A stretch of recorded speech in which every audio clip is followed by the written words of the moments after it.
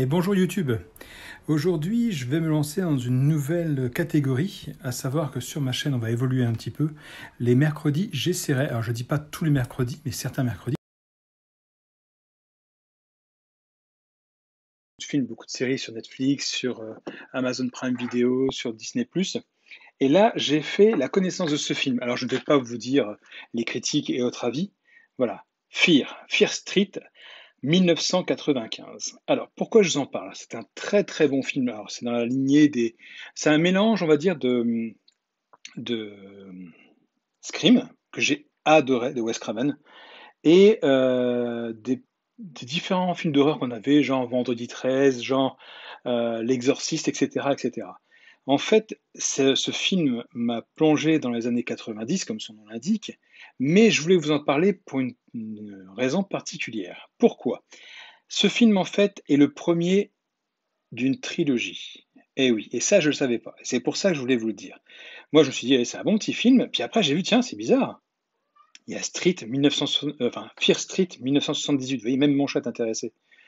Et donc, hier soir, j'ai regardé le 1 entièrement. Je me suis fait le 2. Enfin, j'ai commencé en tout cas avec une superbe musique d'intro dans le 2. Je ne vous dis pas laquelle, mais effectivement, c'est une putain de bombe. J'adore cette musique. C'est une vieille musique.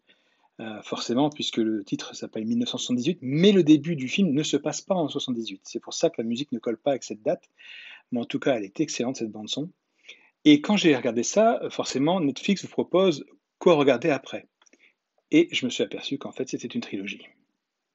Alors bon, je vais m'enseigner, je vous rassure, il n'y en a que 3. C'est juste pour vous prévenir qu'effectivement, avant de regarder ce film, soyez patient, parce que cette partie 3 sort la semaine prochaine. Donc là, nous sommes aujourd'hui où je tourne cette vidéo le 13 juillet. Donc logiquement, elle doit sortir aux alentours du 20 juillet. Donc si vous êtes comme moi et que vous aimez tout mater d'affilée, soyez patient. Après, le 1, effectivement, vous encourage fortement à regarder le 2. Moi, j'ai commencé à le regarder, mais comme vous voyez, là, je me suis arrêté. Le 3, bah, je vais devoir patienter pour le regarder. Donc je me suis dit, je vais en parler tout de suite sur ma chaîne pour leur expliquer si c'est bien ou pas. Alors les acteurs ne sont pas connus. En tout cas, je croyais que le garçon qui joue dedans, vous verrez, il y a un frère et une sœur. Le mec, je pensais que c'était celui qui jouait dans X-Men, qui faisait le rôle de Flash, mais apparemment non. Donc les acteurs ne sont pas très très connus. Mais si vous avez aimé Scream, si vous aimez les films angoissants, si vous aimez les serial killers, si vous avez aimé les films du style Vendredi 13, pardon, Halloween, etc., etc., allez-y, foncez, ce film est fait pour vous. Franchement, je ne suis pas un fan des films d'horreur, mais j'ai beaucoup aimé Scream, et ce film m'a beaucoup rappelé Scream. Alors au début, je me suis dit, ouais, bof, ça va être un nanar, pas possible. Et en fait, non, pas du tout. Alors, les gens vont me dire, par contre, je suis un peu bebeux, c'est marqué dessus, film trilogie event.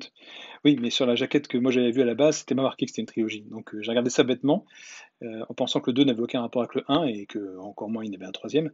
Mais effectivement, il y en a trois. Donc si vous avez aimé Scream, si vous avez aimé les Vendredi 13 et dans ce style, les huis clos aussi, parce que pendant un moment ça se passe dans un endroit particulier et ça dure un petit bout de temps, franchement, foncez.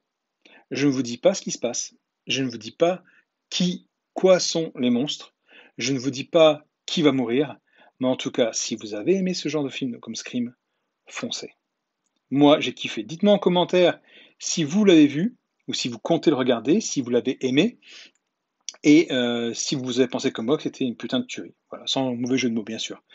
Voilà, c'est le première séquence d'une longue série, je pense, d'avis et de critiques de séries et films sur ma chaîne. N'hésitez pas à me dire si ça vous intéresse ou si vous en fichez, royalement, ça peut arriver. Je vais enchaîner tout de suite avec un second film. Alors là, par contre, je vais faire une petite pause parce qu'il faut que j'aille chercher les photos. Je reviens. Voilà, je suis de retour avec ce film, The Tomorrow War. Alors, j'étais pas très chaud pour le regarder au début. Je me suis dit, ça me fait penser dans la jaquette à Edge of Tomorrow avec Tom Cruise. Et en fait, c'est vraiment, vraiment, vraiment pas mal. Bon, il faut aimer Chris Pratt et son humour, hein, il y a quand même un petit peu d'humour dedans. Et surtout, j'ai adoré le rôle. Alors, je ne voudrais pas écorcher son nom. Yvonne Strahovski. Voilà, cette jeune fille que je trouve juste magnifique par ses rôles. Je l'ai adorée dans Dexter, je l'ai adorée dans Chuck, et je l'ai adorée effectivement dans The Tomorrow War. Donc un bon petit film qui m'a fait penser à Edge of Tomorrow, je l'ai dit tout à l'heure, je me répète, et aussi à Starship Troopers. Parce qu'effectivement, l'histoire c'est quoi? C'est l'humanité condamnée, il y a des aliens sur Terre qui vont tous nous buter. La solution c'est de revenir dans le passé pour récupérer des hommes pour les battre et en même temps faire une recherche d'un vaccin. En gros, c'est ça. Je vous la fais courte, mais l'histoire a peu d'intérêt. Quand on voit les scènes d'action, franchement, c'est un mélange, je vous dis, Starship Troopers par rapport aux aliens, la guerre, parce que Starship Troopers c'est exactement ça, c'est la guerre contre les aliens.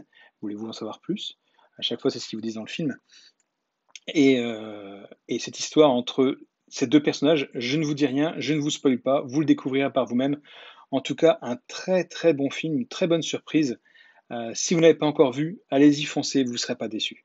C'est vraiment un bon petit film. Bon, il faut aimer encore une fois, je vous dis, hein, l'humour de Chris Pratt, même s'il n'y en a pas beaucoup dedans, il y a quelques petits clins d'œil. Moi, j'ai un peu de mal avec ce personnage, hein. Déjà, dans Les Gardiens de la Galaxie, j'avais eu du mal à accrocher, mais j'avoue que le film relève le niveau. Alors, certains n'aimeront pas, c'est clair, hein, je ne donne que mon avis, mais n'hésitez pas à aller le voir. Regardez le début, vous êtes vite fixé si vous allez aimer ou pas. Dites-moi si vous avez aimé, dites-le moi en commentaire. Et puis, moi, je vous le conseille. C'est une bonne histoire de science-fiction, une bonne histoire avec des bons personnages, bien attachants. Et même ma femme qui n'aime pas les aliens en général a aimé ce film. Donc, disponible sur Amazon Prime Video. Euh, Allez-y, foncez, regardez. Et puis, n'hésitez pas à me dire en commentaire, pardon, si vous avez aimé ou pas ce genre de film. J'espère vous trouver d'autres films que j'ai vus à vous proposer en avis et en critique, et en tout cas vous dire si ça vaut le coup d'aller les voir ou pas, sans spoiler à chaque fois, c'est ce qui est le plus difficile. J'ai plus de 1000 Blu-ray, mais c'est des films que tout le monde a déjà dû voir, à mon avis, c'est pour ça que je pars sur les films Netflix, Amazon Prime et Disney Video. Et puis la prochaine fois, je vous parlerai, je pense, de Loki, la série. Voilà, je ne dis rien de plus. La sortie sera pour peut-être ce mercredi, d'ailleurs, je ferai peut-être 3 vidéos différentes. En tout cas, j'espère que ça vous plaît ce genre de séquence. N'hésitez pas à me le dire. N'hésitez pas à vous abonner, le pouce bleu. Et puis, je vous dis à plus tard. Hey, ciao, ciao, ciao.